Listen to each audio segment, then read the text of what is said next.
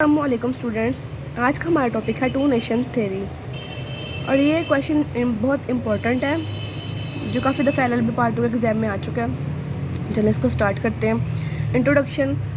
To nations theory کا مطلب تھا کہ برِ صغیر میں دو قومیں آباد تھیں جن میں سے ایک مسلمان اور دوسری ہندو تھی، اور دونوں کے ویو پوائنٹس اور تھاٹس وغیرہ بالکل ڈفرینٹ تھے اور ایک دوسرے سے بالکل بھی نہیں ملتے تھے۔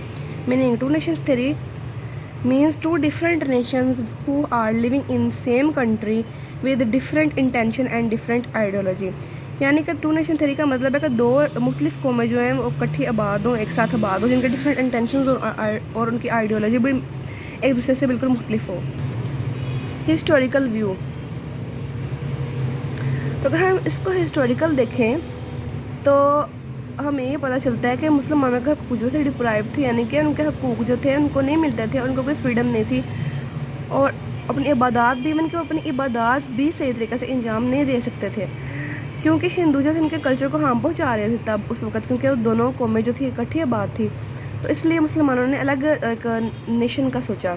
بیس آف تھیوری۔ اس تھیوری کی جو بیس تھی وہ یہ تھی کہ یہاں پر دو قومیں آباد ہیں، جیسے کہ ہم پہلے ڈسکس کر چکے ہیں، اور وہ ایک دوسرے کے ساتھ اکٹھا اب مزید نہیں رہ سکتی۔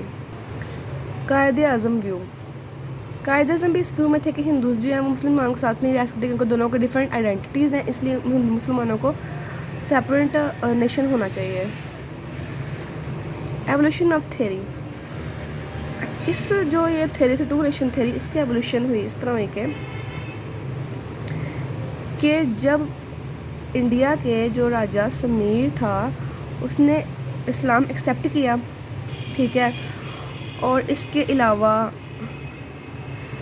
جب اسلام یعنی کہ اس طرح وہاں پر آنا شروع ہو گیا کہ کافی زیادہ جو ہندوز تھے وہ اسلام قبول کرنا شروع ہو گئے، اس سے انفلوئنس ہو گئے۔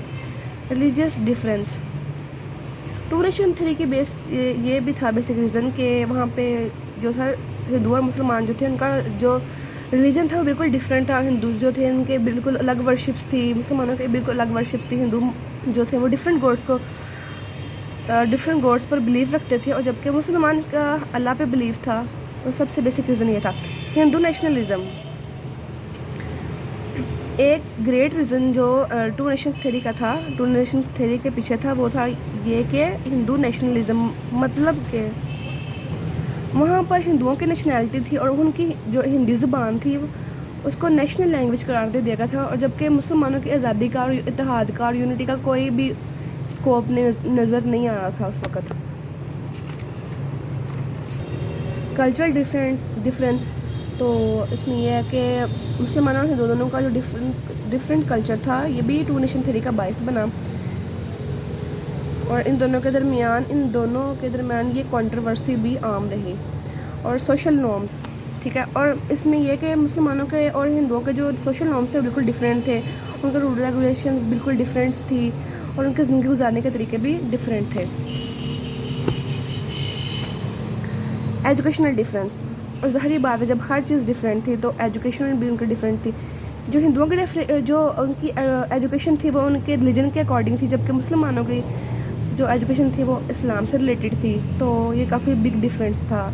Economic difference. ہندو اور مسلمانوں کے درمیان اکانومک ڈفرینس بھی تھا جب وہ ایک ساتھ سب کانٹیننٹ میں آباد تھے، وہ یہ تھا کہ جو ہندوز تھے وہ تمام ہائی پوسٹ پر تھے، جبکہ مسلمان جو تھے ان کو اتنی پوسٹ نہیں ملی تھی، لو پوزیشن پر رکھا گیا تھا۔ Political difference. مسلمانوں کو پولیٹیکل گراؤنڈز میں بھی بالکل بھی ان کو کوئی پروان نہیں ملی، یعنی کہ وہ کوئی بھی وہاں پر ان کو آزادی نہیں تھی کہ وہ پولیٹیکلی بھی حصہ لے سکیں، مطلب کہ وہ ہر لحاظ سے اپنے حقوق سے ڈپرائیو تھے۔ Change in living standard. جو لیونگ اسٹینڈرڈ تھا مسلمانوں کا ہندوؤں نے چینج کر دیا، مثلاً کہ جو ہندو جو تھے وہ اپنے ٹریڈیشنز جو تھے پرفارم کرتے تھے فریلی، لیکن مسلمان اپنے ٹریڈیشن فریلی پرفارم نہیں کر سکتے تھے۔ Indian biases.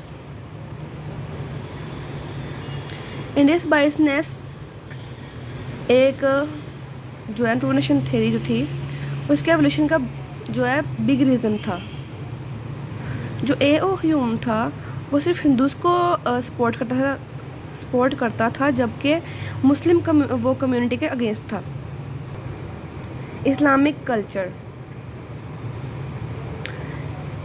کلچر بھی مسلمانوں میں ٹو نیشنز تھیوری کے ایولیوشن کا باعث بنا، کیونکہ ہندو جو تھے مسلمانوں کے کلچر کو ہارم پہنچا رہے تھے